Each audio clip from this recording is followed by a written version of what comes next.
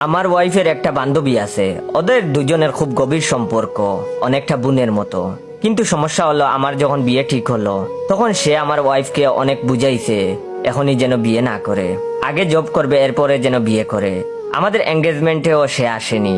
বিয়ের পর এখন সে হতাশা নিয়ে পোস্ট দেয়। ফ্রেন্ডশিপের মর্যাদা কেউ বুঝে না, বন্ধু একদিন চলে যায়, মানুষ কিভাবে সম্পর্ক ভুলে যায়, এইরকম পোস্ট করে ইনডাইরেক্টলি আমার ওয়াইফকে বুঝায়।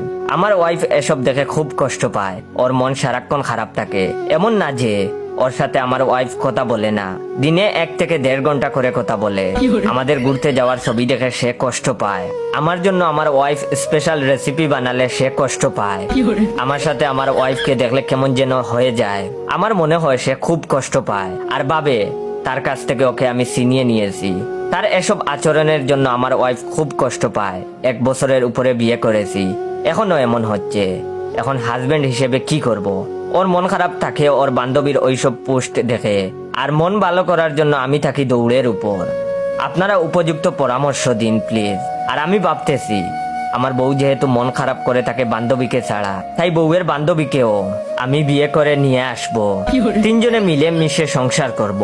বউও খুশি, বান্ধবীও খুশি, আমিও খুশি। না না না না, আমি খুশি না, তবে বউয়ের খুশিতে আমি খুশি।